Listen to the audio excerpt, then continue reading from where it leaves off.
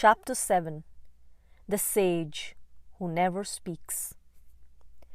I must break the chronological character of this record and wander backwards in time for a week or so, if I am to catch the record of a not uninteresting encounter.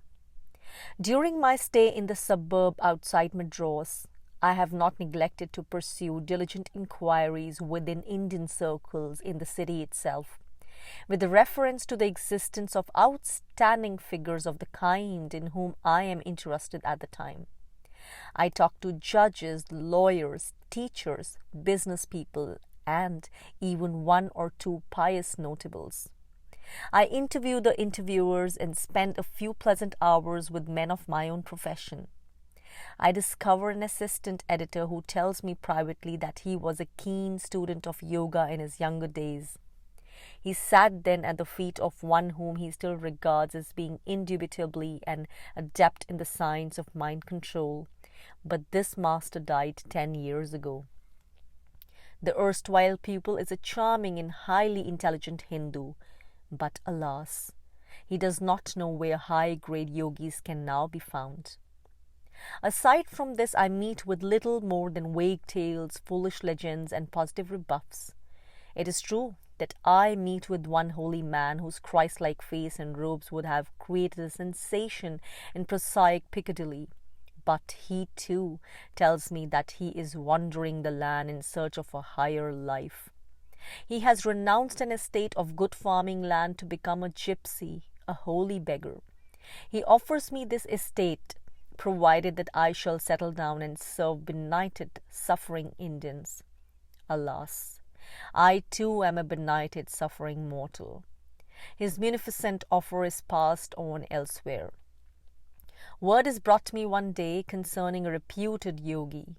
He lives about half a mile outside Madras, yet, because he discourages acquaintance, appears to be known to few persons.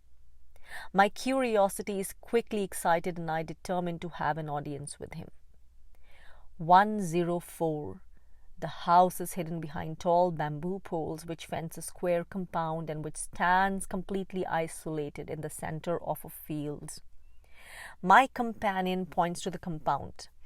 I am told that the yogi is immersed in trance most of the day.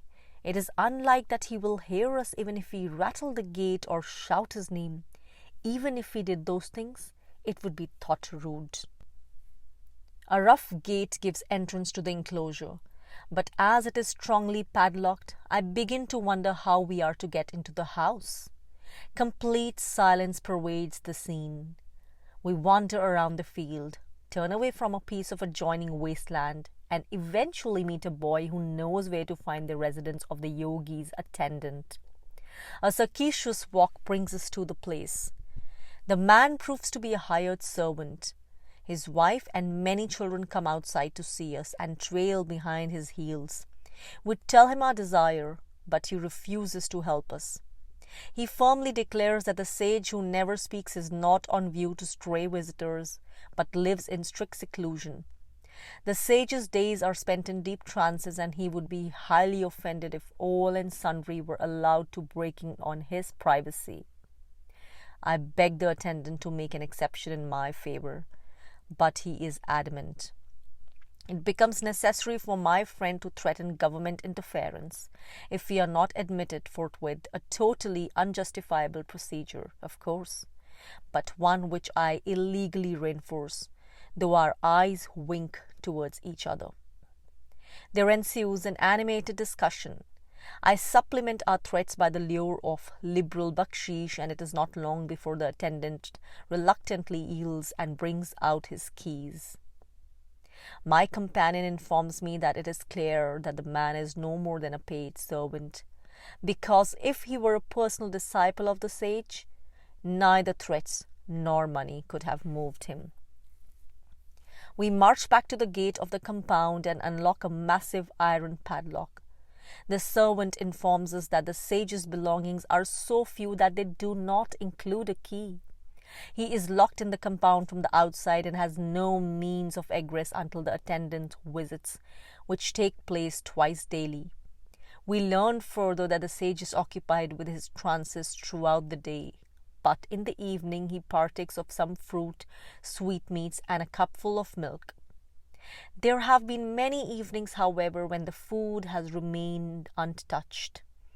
The fall of darkness sometimes brings the recluse out of his cottage, though a walk around the fields is the only exercise he takes.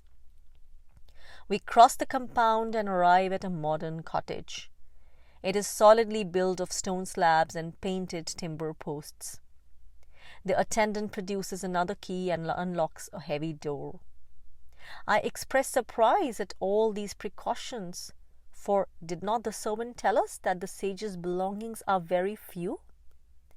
Thereupon the man tells us a brief explanatory story.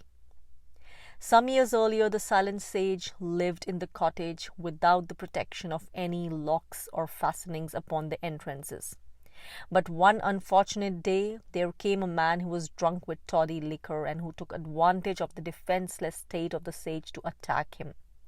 The drunkard pulled his beard, belabored him with a stick, and shouted disgusting epithets. Chance intervened to draw some young men into the field, intent upon playing a ball game. The noise of the assault drew their attention. They entered the cottage and rescued the sage from his assailant, while one of them ran off to the nearest houses to inform all and sundry. Before long, a group of excited people gathered together, Indian fashion, and began to mishandle the drunken ruffian who had dared attack a revered holy man. There was a likelihood that the man who was so dastardly would be lynched. Throughout this episode, the sage had maintained his usual stoic calmness and endurance. Now he intervened and wrote down the following message. If you beat this man, it is the same as beating me. Let him go, for I have forgiven him. Since the sage's word was unwritten law, his request was unwillingly obeyed and the miscreant set free. The attendant peers into the room and then warns us to be perfectly quiet, because the sage is sunk in trance. I unlace my shoes and leave them behind on the veranda in obedience to the inexorable dictates of Hindu custom. As I bend my head, I notice a small flat stone in the wall. Its face is inscribed with Tamil characters. The abode of the sage who never speaks, translates my companion. We enter the one-roomed cottage. It is lofty, well-roofed, and scrupulously clean. A raised marble dais, which is about 1 foot high, is built into the floor's center. Its surface is covered with a richly patterned Persian rug. Upon this rug sits the entranced figure of the silent sage. Imagine a handsome man whose skin shines with a tawny blackish color, whose body is finely erect, and who sits in a peculiar attitude which I immediately identify as one of the yoga postures which Brahma has shown me. The left leg is doubled back so that the foot is under the base of the body, and the right leg is swung across the left thigh. The sage's back, neck, and head form a perfectly straight line. His hair falls in long back strands almost to his shoulders and hangs thickly around his head. There is a sweeping black beard upon his chin. His hands are clasped over his knees. I notice that the trunk is remarkably well developed. It is very muscular and he is clearly in a healthy condition. The only covering he wears is a loincloth. His face photographs itself immediately in my memory as the face of a man who smiles in triumph over life, a man who has conquered the frailties which we, feebler mortals that we are, harbor willingly or unwillingly. The mouth is slightly stretched, as though about to break into a smile. The nose is short and straight, almost Cretian in type. The eyes are wide open. They stare straight ahead in a fixed and unblinking gaze. The man sits like a carved rock and never moves. My informant had earlier told me that the silent sage is without doubt deeply immersed in an entranced communion wherein the human part of his nature is presumed to be sunk into temporary abeyance, and that he is quite unaware of his physical surroundings. I watch the sage steadily but can find no room for doubt that he is in a cataleptic trance. The minutes add up to hours, but he remains motionless. What impresses me most is that throughout that time he never blinks his eyes. I have never before met any human being who could sit down and look steadily ahead for 2 hours without the flicker of an eyelid. Little by little, I am compelled to conclude that if the recluse's eyes are still open, they are nevertheless quite unseeing. If his mind is awake, it is not to this sublunary world. The bodily faculties seem to have gone to sleep. Occasionally a tear falls from his eyes. It is clear that the fixation of the eyelids prevents them carrying out their usual office on behalf of the tear ducts. A green lizard descends from the roof, creeps across the carpet, crawls over one of the sage's legs, and then passes behind the marble dais. Yet, had it crawled over a stone wall, it would not have found a steadier surface than that leg. From time to time flies settle upon his face and journey over his swarthy skin, but no muscular response can be observed. Had they alighted upon the face of a bronze statue, precisely the same effect might be observed. I studied the figure's breathing. It is extremely gentle, almost imperceptible, quite inaudible, but quite regular. It is the only sign he provides that life has not parted from the body. While we are waiting, I decide to use the time to take a photograph or two of this impressive figure. I slip my folding camera out of its leather case and focus the lens upon him from my seat on the floor. The lighting of the room is not good, therefore I give a couple of time exposures. I look at my watch. 2 hours have passed. The yogi still shows no signs of emerging from his long trance. The sculptural rigidity of his form is remarkable. I am prepared to stay all day in order to achieve my object, in order to interview this strange man, but the attendant now comes up to us and whispers that it's useless to wait any longer. Nothing will be gained by doing so. If we will come again in a day or two, better fortune might be ours. Nevertheless, he cannot promise anything definitely. We'll leave the place, temporarily defeated as we are, and turn our steps towards the city. My interest has not waned. On the contrary, it has heightened. During the next 2 days, I endeavor to collect some information relative to the sage who never speaks. This endeavor involves a scattered and discursive investigation which varies from a lengthy cross-examination of his attendant to a brief interview with a police inspector. In this way, I succeed in piecing together a fragment of the sage's story. 8 years ago, he arrived in Madras district. No one knew who he was, what he was, or whence he came. He took up his residence on the piece of wasteland which now adjoins the field containing his cottage. Inquisitive inquirers who addressed him received no reply for their pains. He spoke to none, heeded no sounds and no persons, and could not be drawn even into the most casual conversation. He begged a little food occasionally by holding out his coconut shell bowl.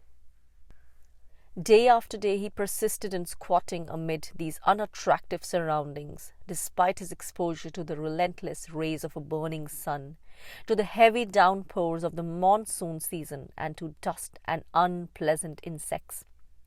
Never at any time did he make any effort to seek shelter, but always remained serenely oblivious of external circumstances. There was no protection for his head and no covering for his body, except for a narrow loin cloth. He never changed the yoga posture in which he sat for any other.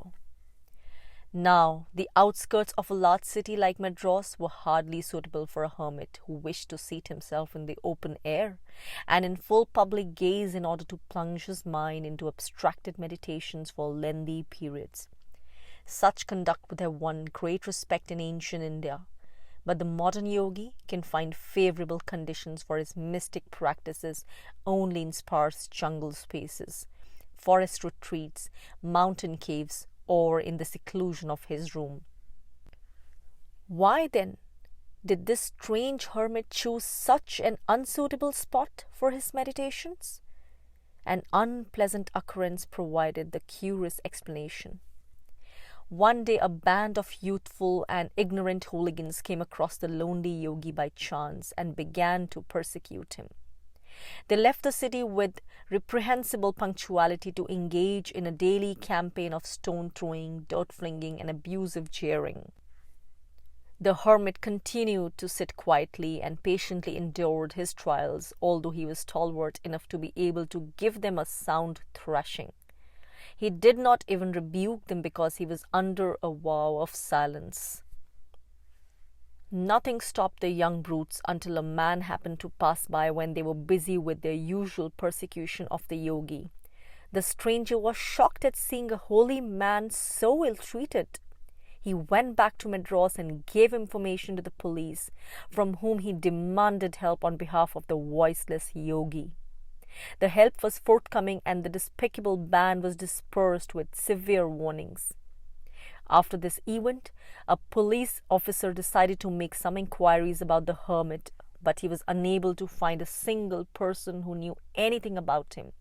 So he was compelled to question the yogi, which he did with all the authority of the law. After much hesitation, the yogi wrote a brief statement upon a slate. This is what he scribbled. I am a pupil of Marakayar. My master directed me to cross the plains and go south to Madras. He described this piece of ground and explained where I would be able to find it.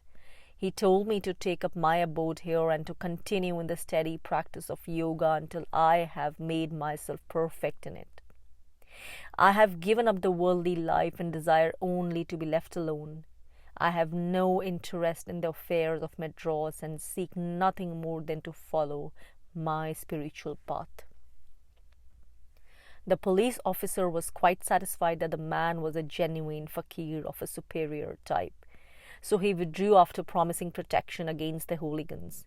He recognized the name of Marakayar as being that of a famous Mohammedan fakir who had recently died. Out of evil cometh good, runs the old proverb. The upshot of this unpleasant affair was that the presence of the recluse became known to a wealthy and pious citizen of Madras. The latter endeavored to tempt him into the city with the lure of residence in a fine house, but the hermit would not disobey his master's instructions. In the end, the newly found patron had to build a stone and timber bungalow near the ground which the yogi refused to leave. The latter consented to occupy it, and as it was properly roofed, he was thenceforth adequately protected against the inclemencies of changing seasons.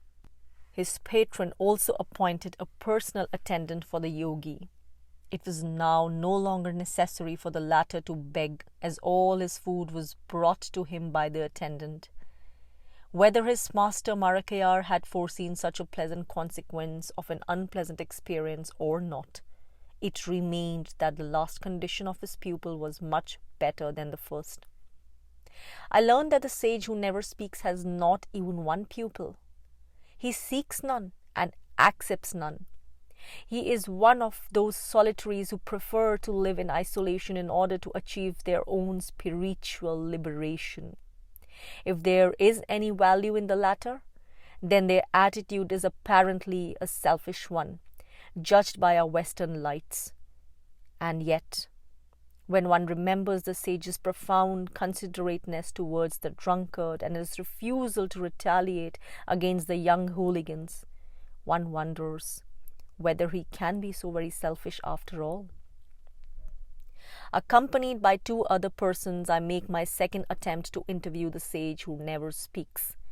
One is my interpreter, while the second man is none other than the yogi who has taught me so much, Brahma, the Adyar anchorite, as I affectionately call him.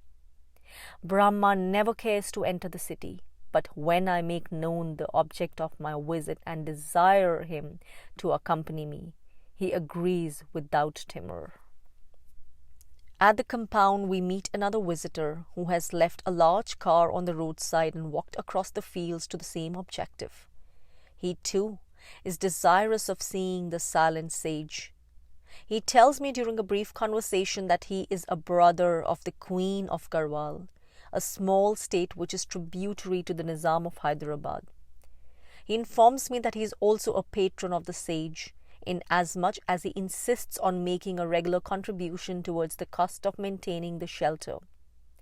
He has come on a brief visit to Madras, but cannot leave the town without paying his respects to the sage and perchance receiving his blessing. What the latter is worth, I learn from a story which the visitor narrates. A lady at the court of the Garhwal had a child who suffered from some dread ailment.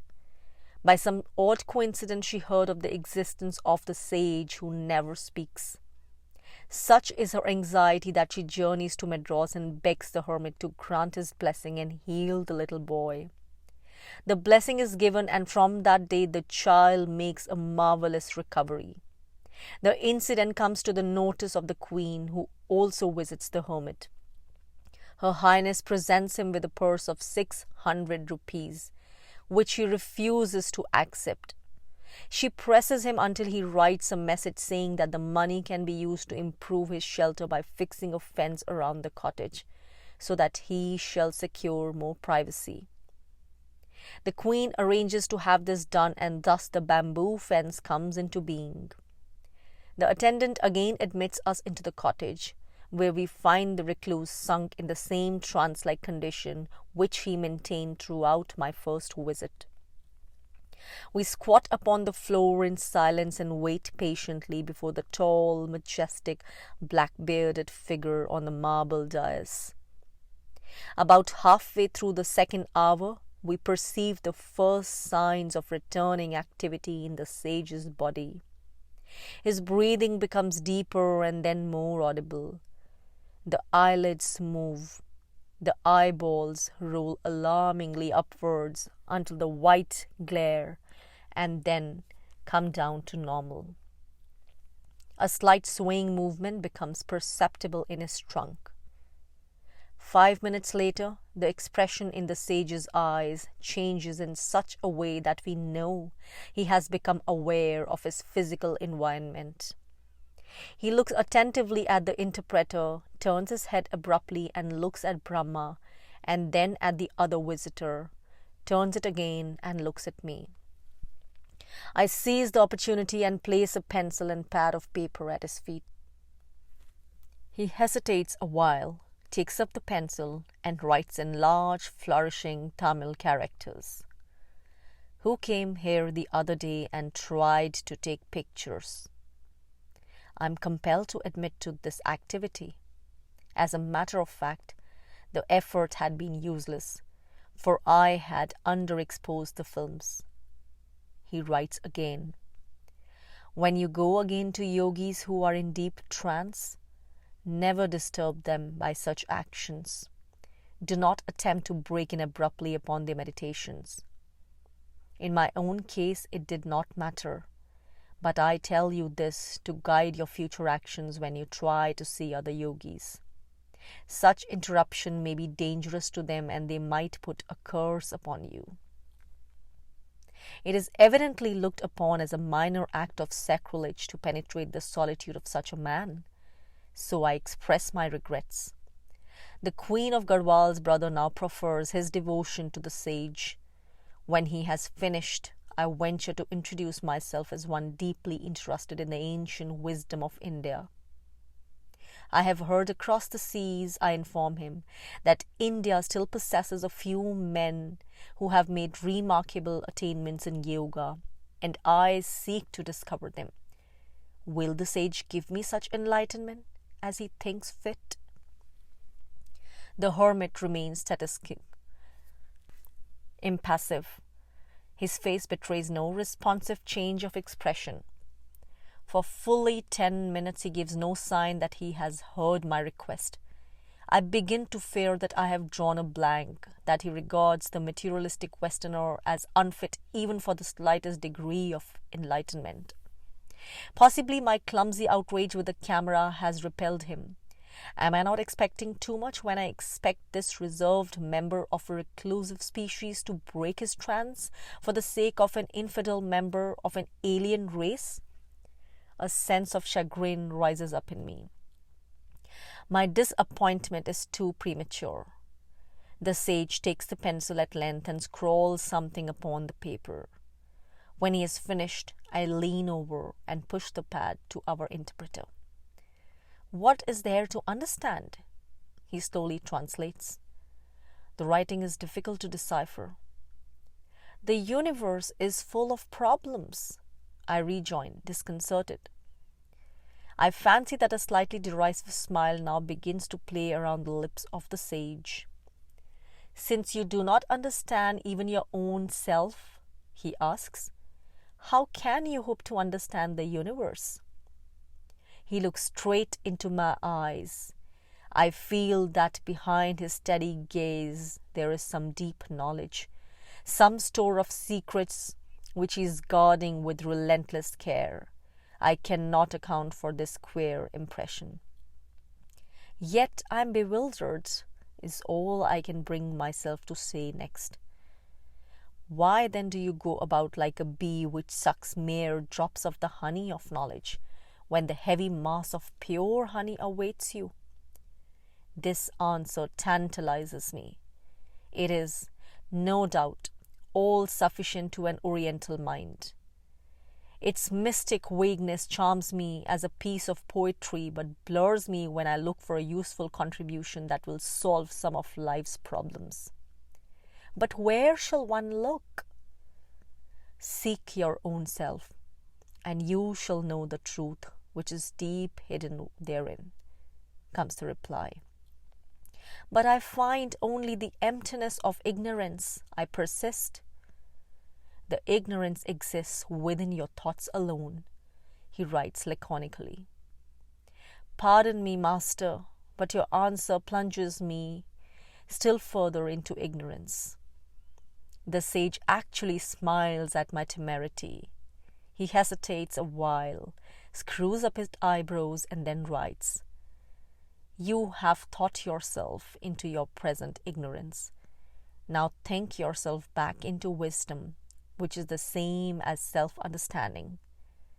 Thought is like a bullock cart which carries a man into the darkness of a mountain tunnel. Turn it backwards and you will be carried back to the light again.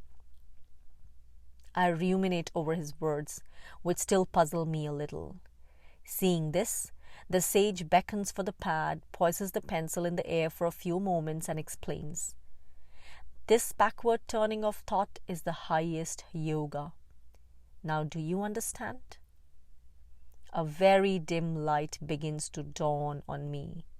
I feel that given sufficient time in which to meditate upon the matter, we shall be able to understand each other. Therefore, I resolve not to press the point too much. I am so intent on watching him that I have not noticed the arrival of a fresh visitor who has taken advantage of the opened gate to enter and join us. I become aware of his presence only when he breathes a strange remark into my ear, for he is sitting immediately behind me. Whilst I am puzzling over a reply of the sage, feeling slightly disappointed at the cryptic character of his words, a mysterious murmur reaches me, its words phrased in excellent English. My master can give you the answer for which you are waiting. I turn my head and look at the intruder. He is a man not older than 40, dressed in the ochre-colored robe of a wandering yogi. The skin of his face shines like polished brass. He is well-built and broad-shouldered, a powerful-looking figure. His nose is thin, prominent, and beaked like a parrot's. His eyes are small and seem to be wrinkled in perpetual laughter. He squats upon his haunches and grins broadly at me when our eyes meet. But I cannot perpetrate the rude action of entering into desultory conversation with the stranger, so I turn back and fix my attention again upon the sage. Another question comes to the forefront of my mind. It is possibly too daring or too impertinent. Master, the world needs help. Is it right for the wise ones, such as yourself, to be lost to it in solitary retirement? A quizzical expression crosses the calm face of the hermit. My son, he replies, when you do not know yourself, how can you dream of understanding me? It is of little avail to discuss the things of the spirit. Strive to enter into your inner self through the practice of yoga. You must work hard upon this path. Then your problems will solve themselves of their own accord. I make a last attempt to draw him. The world needs a deeper light than it possesses. I would like to find it and share it. What shall I do? When you know the truth, you will know exactly what to do to serve mankind best, nor will you lack the power to do so. If a flower possesses the honey, the bee will find it out of its own accord. If a man possesses spiritual wisdom and strength, he need not go in search of people. They will come unasked to him. Cultivate your inner self until you know it fully. No other instruction is necessary. This is the only thing to do. He then informs us that he wishes to close the interview so as to resume his trance. I ask for a final message. The silent sage gazes over my head into seeming space. A minute later, he pencils a reply and pushes the pad towards me. We read, I am very pleased because you came here. Take this as my initiation. I hardly finish taking in the purport of his answer when I suddenly feel a strange force entering my body.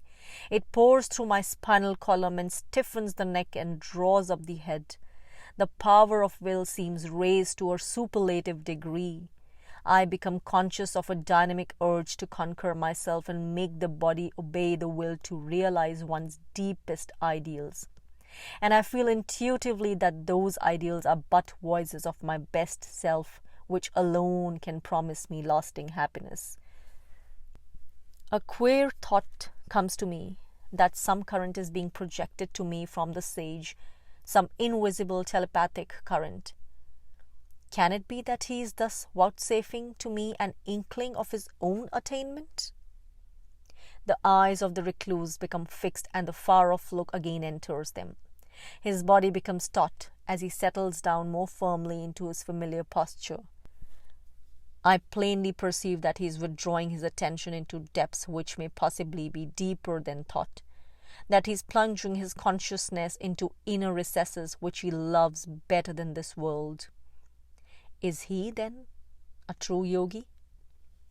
Is he engaged on mysterious inward explorations which, I begin to suspect, may be fraught with some meaning to humanity?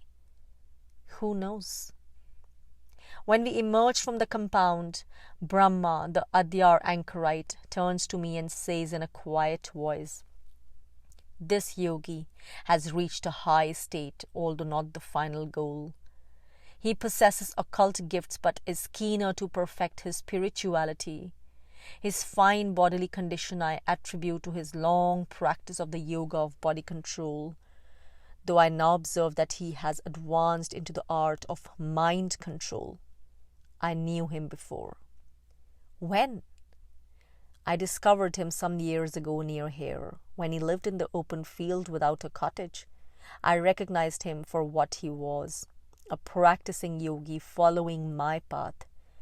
I shall also tell you that he informed me, through writing of course, that in early life he was a sepoy in the army. After his period of service came to an end, he wearied of this worldly life and embraced solitude. It was then that he met the renowned fakir Marakyar and became his disciple. We proceed in silence across the fields and then rejoin the dusty road. I do not mention to anyone the unexpected and inexplicable experience which came to me in the cottage. I want to muse over it while its echoes are still sounding fresh within me. I never see the sage again. He does not wish me to intrude upon his secluded life, and I must respect his wish. I leave him to his lonely meditations, wrapped in his mantle of impenetrability. He has no desire to found a school or collect a following, and his ambitions seem to stretch no further than passing unobtrusively through life. He has nothing to add to what he has already said to me. He does not make an art of conversation for its own sake, as we do in the West. End. Chapter 7. A Search in Secret India.